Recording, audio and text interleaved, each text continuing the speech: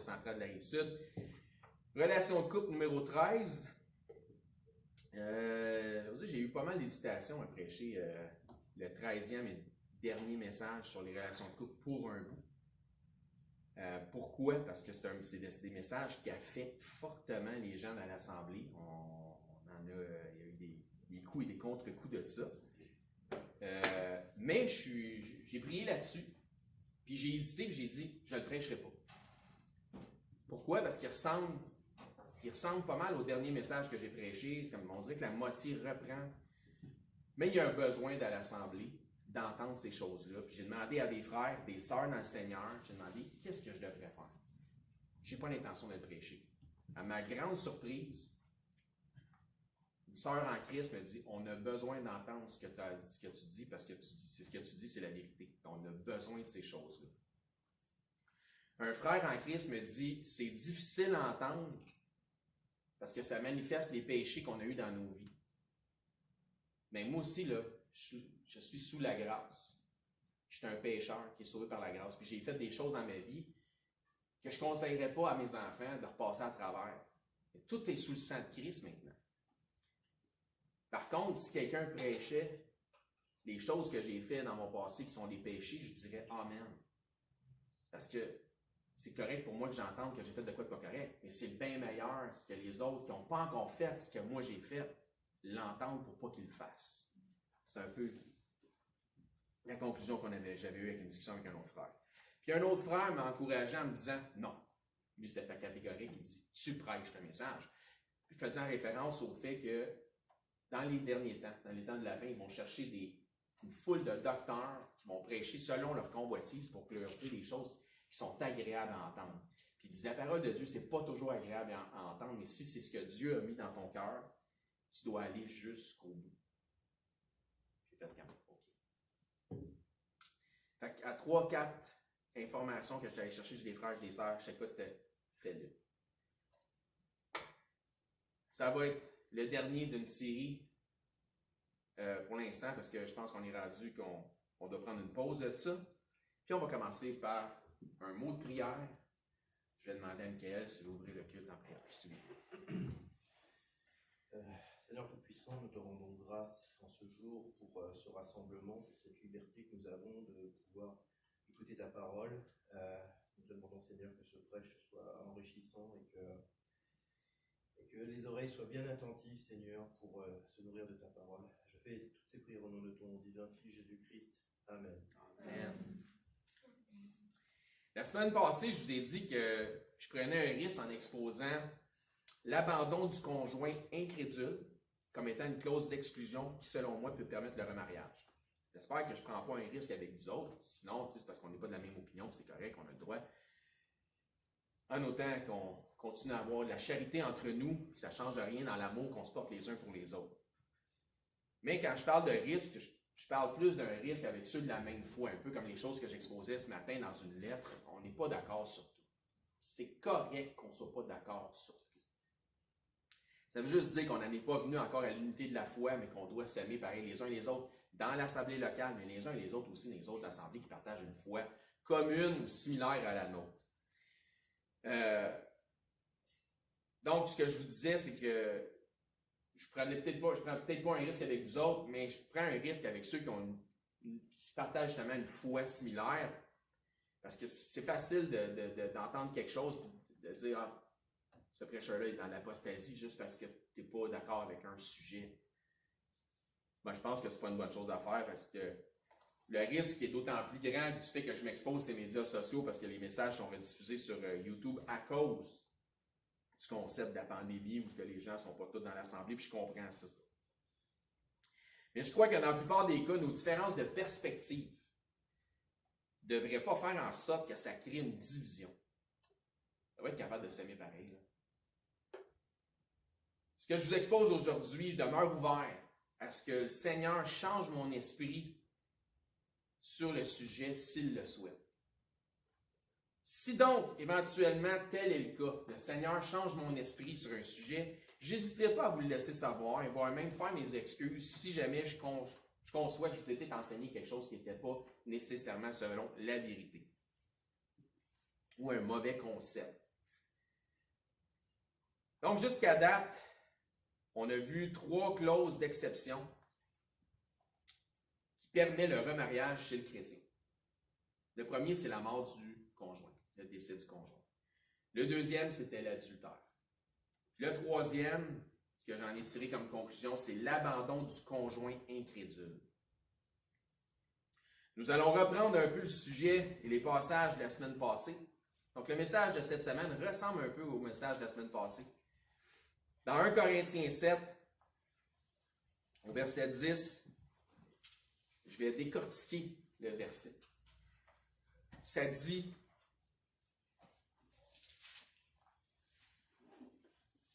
à ceux qui sont mariés. Donc, Paul s'adresse aux couples où les deux se disent croyants. Car dans les prochains versets, il fait clairement une distinction entre les couples mariés parmi les croyants et les couples où seulement 1 sur 2 est sauvé. Fait que là, quand il dit à ceux qui sont mariés, il s'adresse aux 2 qui sont croyants, qui se disent croyants. Il ordonne, non pas moi, mais le Seigneur. Paul dit, je vous donne un ordre. Mais celui-ci vient directement de ce que j'ai reçu du Seigneur. Donc, ce n'est pas Paul qui l'ordonne, mais le Seigneur. Il dit que la femme ne se sépare point de son mari. Donc, si une femme qui se dit croyante, c'est conditionnel, hein, se dire croyante. Donc, si une femme se dit croyante et que son mari aussi se dit croyant, encore une fois, conditionnel, si les deux étant membres de la même assemblée, mais que ça dit ici que la femme, pour une raison quelconque, autre que l'adultère, pour peu importe la raison, décide qu'elle en a assez, qu'elle quitte son mari, Paul dit à ce moment-là, ce qu'elle fait, c'est qu'elle va à l'encontre d'un ordre clairement établi par son Dieu lui-même, si elle se dit croyante. Si Dieu est ton Dieu, puis Dieu te donne un ordre, tu vas à l'encontre, c'est ton choix. Mais imagine si Dieu t'assied à côté de toi et dit, Jésus, tu comprends qui je suis? Oui, tu es Jésus. Je suis ton Dieu, je suis Dieu dans la chair. Mais je vais te donner un ordre. Tu vas dire, bah, moi, il passe. Je ne sais pas comment je file. Tu t'es et tu le fais. Ça dit, je donne un ordre, il ne vient pas de moi, il vient du Seigneur. Donc, si elle décide de quitter son mari, Paul dit qu'à ce moment-là, ce qu'elle fait, c'est qu'elle va à l'encontre d'un ordre clairement établi par son Dieu, qu'elle dit être son Dieu, si elle se dit croyante. Sinon, c'est peut-être qu'elle est incrédule. Si elle le fait, c'est donc un péché qui est flagrant et volontaire. Ensuite, Paul continue en disant dans 1 Corinthiens 7, 11, si elle est séparée. Paul ne dit pas si elle se sépare. Non, mais il précise si elle est séparée. Pourquoi dit-il ça, si elle est séparée? Autrement dit, si elle est déjà séparée. Hein, on parle. Parce que Paul répondait à une lettre que les Corinthiens lui avaient écrite, qu'il leur avait envoyée, puis il dit donc, si le mal est déjà fait, si les instructions de ma lettre arrivent trop tard, si elle est déjà séparée, il dit qu'elle demeure sans se remarier. Seule option, si elle se dit croyante, c'est donc de demeurer célibataire ou, elle dit, ou qu'elle se réconcilie avec son mari. Ça, c'est les paroles de Dieu. On est d'accord? C'est Dieu qui dit ça. Parfait. Parce que ça serait atroce que d'entendre les paroles de Dieu puis de tirer sur le messager en pensant que c'est lui qui dit ça. Même Paul, il n'a pas pris de chance. Il a dit, je vous donne un ordre. Non, mais c'est pas moi, il dit, c'est le Seigneur. Tirez-moi pas dessus. Paul, ailleurs, il dit, suis-je devenu votre ennemi en vous disant la vérité? Dieu n'est pas pour la séparation, mais dans tous les cas, il est pour la réconciliation. De toute façon, si les deux sont croyants mais séparés, le lieu d'assemblée ne change pas. Paul adresse une situation d'église locale, 1 Corinthiens, sais, si elle s'est séparée, elle ne va pas aller dans l'église des 2 Corinthiens. C'est la même église. Ouais, mais si l'autre est là, moi, j'y vais pas. Ah, OK. Depuis quand est-ce qu'un péché plus un péché, ça améliore les choses? De quel péché tu parles? Dans Hébreu, ça nous dit de ne pas abandonner le rassemblement de nous-mêmes, puis ça parle si quelqu'un pêche volontairement dans le contexte. Donc, le rassemblement de nous-mêmes, l'assemblée, l'Église. Oui, mais si lui, il va, moi, je ne vais pas. Donc, tu abandonnes volontairement ton assemblée.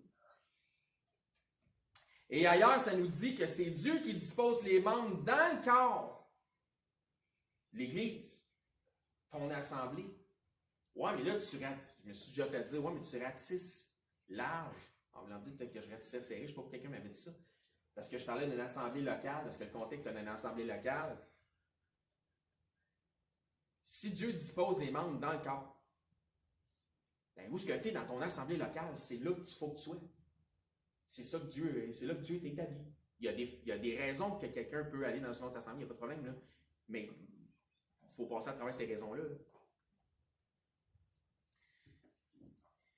C'est Dieu qui dispose les membres dans le corps selon son bon vouloir, pas selon ton bon vouloir. On va laisser Dieu dire ce qu'il dit dans 1 Corinthiens 12, 18. Vous allez pouvoir trouver la référence là si ça vous tente. Donc, éprouvez tout, retenez ce qui est bon. Dans cette situation, encore une fois, Paul s'adresse à un couple de croyants, donc les deux même de mariés à séparés demeurent frères et sœurs dans le Seigneur, s'ils se disent croyants toutes les deux, vrai? Dans Matthieu 5, 23 et 24,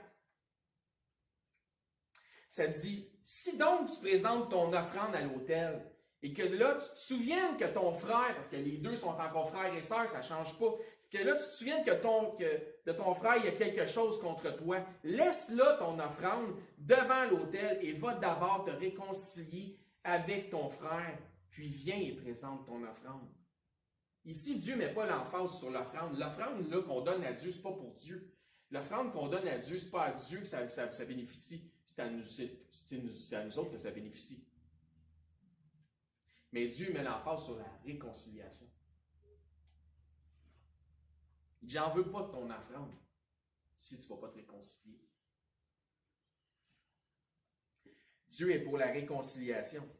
1 Corinthiens 7, 10, on va le lire au complet avec le verset 11 aussi. À ceux qui sont mariés, j'ordonne, non pas moi, mais le Seigneur, don't shoot the messenger, que la femme ne se sépare point de son mari. Si elle est séparée, s'il est trop tard, qu'elle demeure sans se remarier ou qu'elle se réconcilie avec son mari. Donnez-vous du temps. Et que le mari ne répudie point sa femme. De même, le mari ne doit pas répudier sa femme. Deux choses ici en une. C'est que l'homme ne doit pas répudier sa femme comme la femme ne doit pas quitter son mari. Mais aussi, si sa femme s'est séparée ou est partie, le croyant ne doit pas écrire une lettre de divorce à la croyante.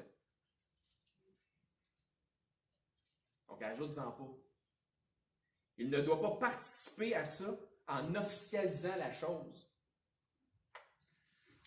Paul dit qu'elle se réconcilie avec son mari. Il considère que cet homme est toujours son mari et non pas son ex-mari. Dans le fond, ce que Paul dit, c'est de ne pas empirer les choses, mais de chercher à vous réconcilier, donc à améliorer les choses. 1 Corinthiens 7, 12. On va aller 12, 13, puis on va sauter au verset 15. Ça dit, aux autres, ce n'est pas le Seigneur, c'est moi qui dis. Là, ça vous tente de tirer sur quelqu'un. Si un frère a une femme non croyante et qu'elle consente à habiter avec lui, qu'il ne la répudie point. Si elle consent à demeurer avec, je ne parle pas de romance. Et si une femme a un mari non croyant et qu'il consente à habiter avec elle, qu'elle ne divorce point son mari, qu'elle ne le répudie point. Donc, là, ce qui est bon pour Minou est bon pour Pitou. Il dit, je sais qu'on a vu, donc, on a vu ça la semaine passée. Mais je crois que le Seigneur me demande de continuer à frapper sur le clou parce qu'on a un besoin dans l'Assemblée. Ça va être le dernier coup de marteau que je donne sur le sujet. Paul dit ici, l'incrédulité du partenaire n'est pas une raison suffisante pour la séparation. Ça ne fournit pas un motif si toi tu es le croyant. Verset 15, si le non-croyant se sépare, qu'il se sépare, le frère ou la sœur ne sont pas liés dans ce cas-là, Dieu nous a appelés à vivre en paix. Si l'incrédule choisit de partir à cause de Christ, tu choisis de venir à Jésus, puis ton conjoint ou ta conjointe dit, ben là, toi, si tu vas à ton église, là, ou si tu continues à t'identifier aux chrétiens de cette église-là, ben moi, je te quitte. La réponse devrait être, je préférais que tu restes, mais c'est ton choix. Il explique pourquoi, à la fin du verset 15, Dieu nous a appelés à vivre en paix. La discorde, les disputes, l'animosité, la haine, tout ce qui anime ça, les querelles, le laisser aller à la colère. Hein? Le monde, tu lui parles, puis il se pompe tout de suite. Ouais, mais si, ouais, mais ça. Hey, calme-toi. Dieu n'est pas pour ce genre d'esprit. Dieu n'est pas pour ce genre de choses. Soyez lents à parler, prompts à écouter, lents à vous mettre en colère. Puis le problème, c'est que le conjoint incrédule n'est pas sous la discipline du Seigneur. Il ne peut pas être repris par la prédication. Il n'est pas soumis à l'enseignement qui peut renouveler son entendement. Mais si faire se peut par votre attitude, principalement par votre bonne attitude, il est possible de gagner le conjoint incrédule. Si il ou elle perçoit des changements chez vous qui sont pour le mieux, ou qui, s'il ou elle les associe à Christ, qui sait si votre témoignage n'attirera pas le conjoint incrédule à Christ? C'est le même principe qui peut s'appliquer dans les couples que celui qu'on retrouve dans Matthieu puis dans 1 Pierre, parce que dans Matthieu 5, 16, vous allez voir que les deux passages qu'on va utiliser sont liés par le contexte et les mots utilisés. Que votre lumière luise ainsi devant les hommes afin qu'ils voient vos bonnes œuvres et qu'ils glorifient votre Père qui est dans les cieux. 1 Pierre 2, 12. Ayez au milieu des païens une bonne conduite, afin que là même où ils vous calomnient comme si vous étiez des malfaiteurs du monde qui font des affaires pas correctes, ben, au final, ils remarquent vos bonnes œuvres et glorifient Dieu au jour où il les visitera.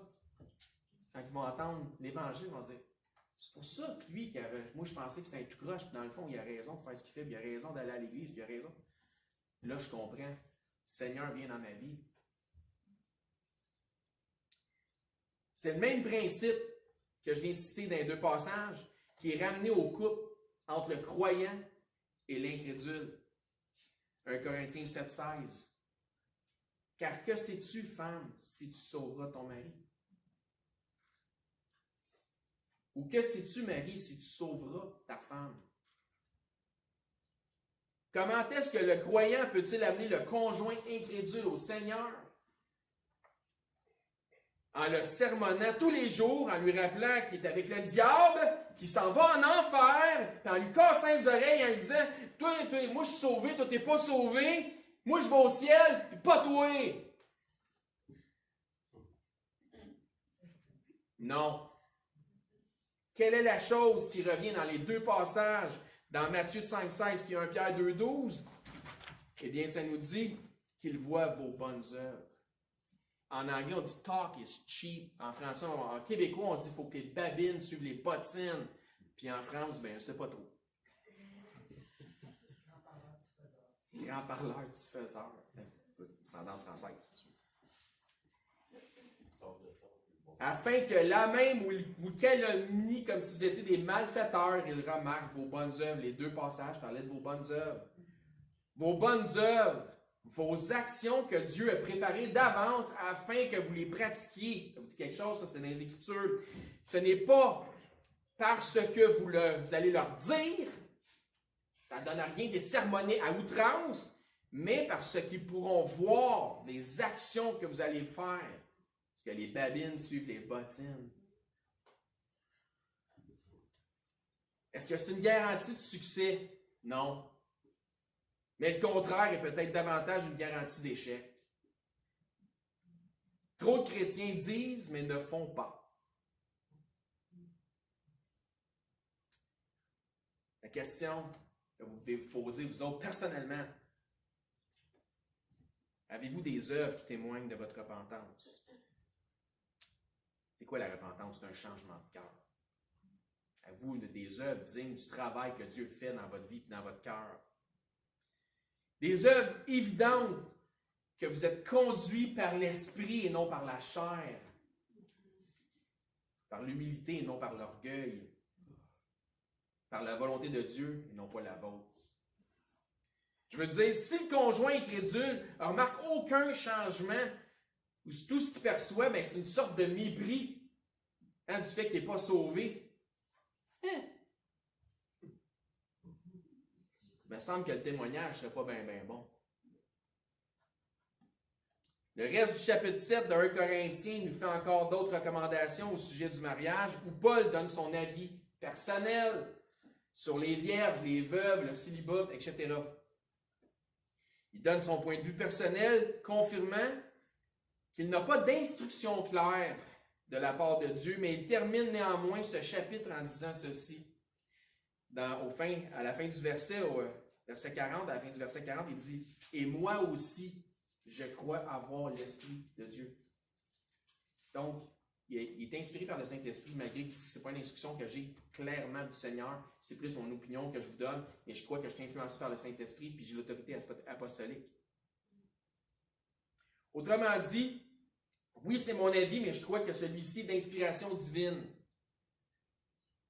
Pour nous, ce que Paul dit dans cette épître nous est confirmé comme étant la parole de Dieu, puisque le tout fait maintenant partie du canon biblique et est enregistré dans la parole de Dieu. Aujourd'hui, ce que Paul disait comme étant son opinion, il y a certains qui vont enseigner que c'est juste l'opinion de Paul, mais ce que Paul enseignait comme étant son opinion, c'est maintenant partie intégrante de la parole de Dieu. Même l'apôtre Pierre confirme que les écrits de Paul représentent la parole de Dieu. Dans 2 Pierre 3,15, on trouve là la note qui précise ça, au verset 15 et 16 de 2 Pierre 3, ça dit « Croyez que la patience de notre Seigneur est votre salut, comme notre bien-aimé frère Paul vous l'a aussi écrit selon la sagesse qui lui a été donnée, donc l'inspiration divine. » C'est ce qu'il fait dans toutes les lettres où il parle de ces choses dans lesquelles il y a des points difficiles à comprendre, dont les personnes ignorantes et mal affermies tordent le sens, mais ce n'est pas juste les écrits de Paul qui tordent, regardez bien ça, comme celui des autres écritures avec un E majuscule, pour leur propre ruine. Ils tordent le sens des écrits de Paul, que Pierre dit, comme celui des autres écritures. Donc, les écrits de Paul, selon Pierre, font partie des saintes écritures. Écriture étant, avec, comme j'ai dit, une lettre majuscule dans le texte, signifiant la parole de Dieu. C'est ce que Pierre précise concernant ce que Paul écrit. Donc, la fameuse fausse pratique aux faux enseignements concernant les épîtres pauliens en disant « Ouais, mais ça, là, c'est juste ce que Paul y pense, là, c'est juste l'opinion de Paul. » Parce que ça arrive, là, dans bien des places. Ça, c'est quelqu'un qui veut une défaite pour ne pas faire la volonté de Dieu en disant « Ouais, mais ça, c'est juste l'opinion de Paul. » Parce que, qu'est-ce qu'on a vu dans 1 Corinthiens 7, Paul, il dit « J'ai pas de recommandation du Seigneur, mais moi, c'est moi qui dis ça, c'est mon opinion. » Fait qu'il y en a qui vont prendre ce passage-là, toutes les épîtres pauliens, bon, ben ça, c'est juste l'opinion de Paul. Tu sais, quand tu veux une défaite, pour faire tes voix au lieu des voix du Seigneur, toutes les excuses sont bonnes. Parce que toutes les voix de l'homme sont pures à ses yeux. mais c'est l'Éternel qui pèse les esprits. Toutes les voies de l'homme sont pures à ses yeux, mais la réponse de la langue appartient à l'Éternel. Qu'est-ce que Dieu dit?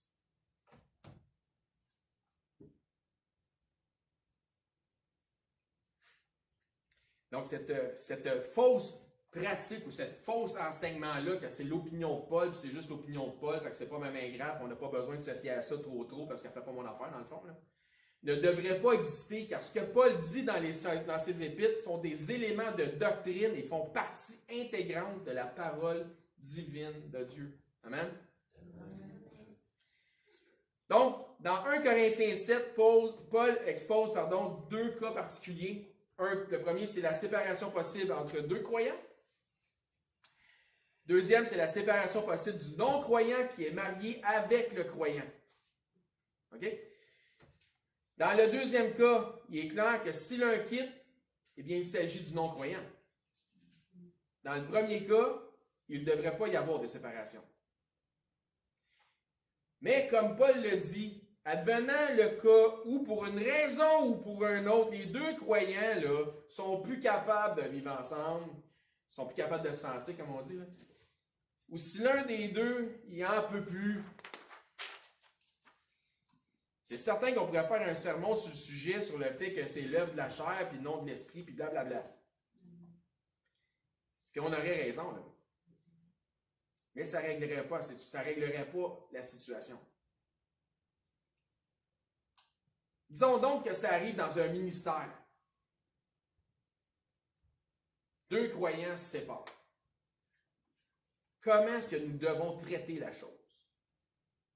Aussi plate, triste et décevant que ça puisse être, je crois que nous avons des instructions à ce sujet. 1 Corinthiens 7, 10 et 11. Relisons. À ceux qui sont mariés, j'ordonne, non pas moi, mais le Seigneur, que la femme ne se sépare point de son mari. Si elle est séparée, qu'elle demeure sans se remarier ou qu'elle se réconcilie avec son mari. Les instructions sont claires. Et que le mari ne répudie point sa femme. Verset 10. Ça dit, l'ordre est que la femme, l'ordre, c'est un ordre, que la femme ne se sépare point de son mari. Au verset 11, au cas où le mal serait fait, on trouve quand même deux instructions. Si elle est séparée, qu'elle demeure sans se remarier. Ou, la deuxième, ou qu'elle se réconcilie avec son mari. On les a, les instructions. Là. C'est là, là. Si jamais ça arrive, c'est là. On sait quoi faire. Merci, mon Dieu. On a les instructions. Pourquoi est-ce qu'une chose comme la sorte pourrait arriver? Pourquoi? Peut-être parce que les deux individus dans le Seigneur ont des choses à apprendre.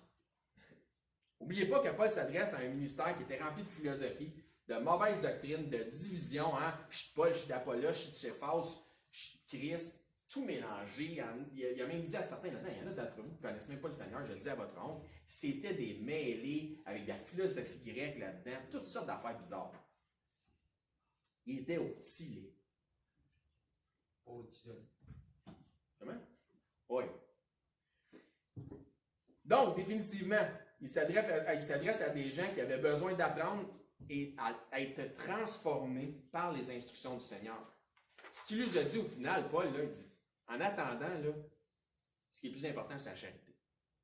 Aimez-vous les uns les autres. Là. En attendant, aimez-vous vraiment fortement, là, comme ça, là, vous allez rester ensemble le temps que les instructions arrivent. Mais si vous commencez à vous haïr et à vous mordre les uns les autres, il va y avoir de la division. Puis il dit, Christ n'est pas divisé.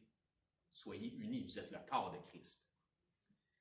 Donc, qui sait si les individus du couple, dans le temps, ne matureront pas en Christ chacun de leur côté et éventuellement ne reviendront pas ensemble. Car l'enseignement de la parole de Dieu a la puissance de changer les cœurs ou de manifester les cœurs. Pour le bien ou pour le pire. Puis si jamais ça n'arrive pas, bien, grâce à Dieu, la grâce de Dieu, je devrais dire, grâce à Dieu, la grâce de Dieu peut combler bien des manques. Le Seigneur dit quoi à Paul? Ma grâce te suffit. Donc, les deux individus sont mariés dans le Seigneur, les deux se disent sauvés par la grâce. OK, on vous écoute, vous êtes mariés, vous dites sauvés par la grâce, mais le couple pèse trop lourd pour l'un ou pour l'autre, pour les deux.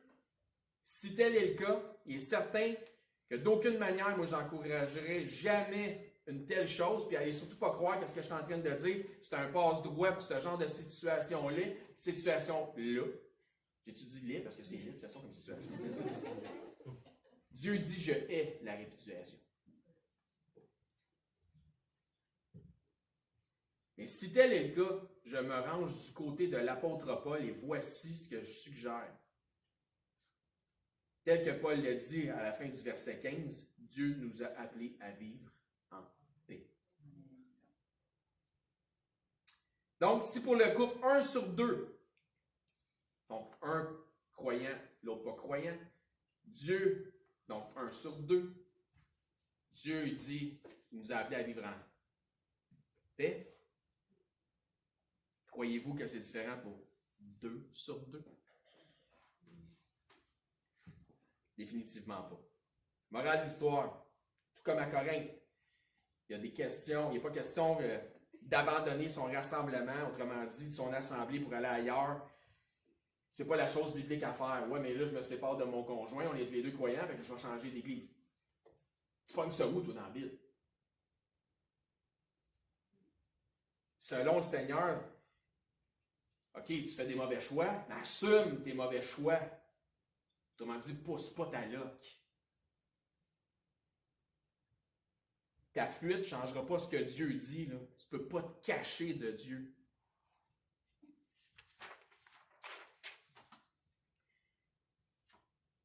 Mais c'est plutôt de s'accorder, d'arriver d'être d'un commun accord. Il n'y a pas lieu que deux personnes qui ont vécu ensemble d'être en guerre. Il n'y a pas de raison. Mais plutôt d'être en paix, de continuer malgré la séparation à venir assister dans la même assemblée, que le Seigneur vous nourrisse de la même nourriture, peut-être d'arriver à une maturité et de dire, hey, qu'est-ce qu'on a fait là?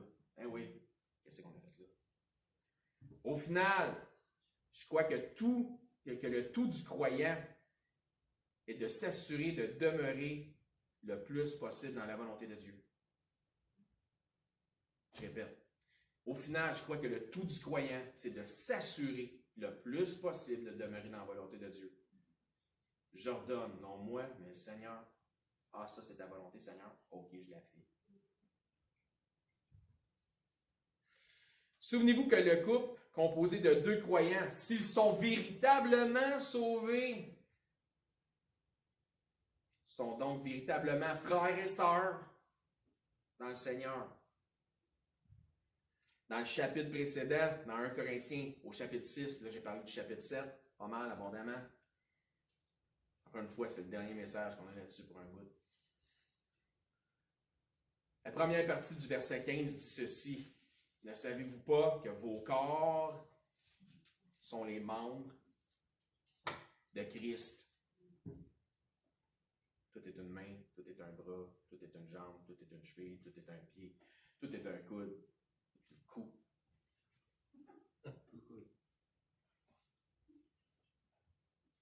Tout est petit, fait que t'es un orteil. La petite ou la plus grosse? La petite orteil.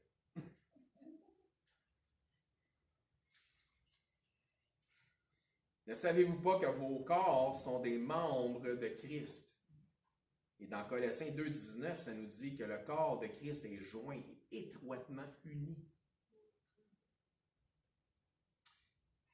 Donc, moi, je me sépare, je m'en vais dans une autre assemblée. Non. Fais donc ce que tu veux. Fais attention de savoir si tu es dans la volonté de Dieu. Ne savez-vous pas que vos membres que vos corps sont des membres de Christ? Ça nous dit que le corps de Christ est joint et étroitement uni. Et vous avez appris ce que Dieu dit au sujet du couple marié. Mais voici, et on va terminer là-dessus, voici l'application que peut-être vous n'avez pas encore compris. Ce que Dieu a uni, que l'homme ne le sépare pas. Vos corps sont les membres de Christ. Le corps de Christ est joint et étroitement uni par qui? Par celui qui a décidé comment disposer les membres dans le corps. Ce que Dieu a uni, que l'homme ne le sépare point. Ce que Dieu a joint, que l'homme ne le sépare point. Et quand je parle de ce que Dieu a uni, je ne parle pas du couple. On est ailleurs. Je parle de l'assemblée complète du corps de Christ que l'homme ne laissait pas voir. Assurez-vous d'être dans la volonté du Seigneur. Et si jamais vous pensez que je vais pousser l'application trop loin, vous avez le droit. En ce qui a trait au rassemblement de nous-mêmes, eh bien, je vous invite à prendre le temps de lire attentivement 1 Corinthiens 6, 15, 16, 17. Faites ça chez vous. Vous allez voir que je n'étais pas trop poussé dans le loc en disant ça. C'est vraiment ce que la parole de Dieu nous explique. On n'a pas besoin de se cacher et se faire rassembler. Ça nous dit de s'aimer les uns les autres, puis c'est à ça que tout le monde va reconnaître qu'on est vraiment les disciples de Christ, à l'amour qu'on se porte les uns pour les autres. Nous aimons-tu assez pour revenir dimanche prochain? Moi, en tout cas, je vous aime tous. Nous aussi. Amen. Merci. Prions. Père Céleste, merci Seigneur de nous avoir encore une fois réunis ensemble. Merci.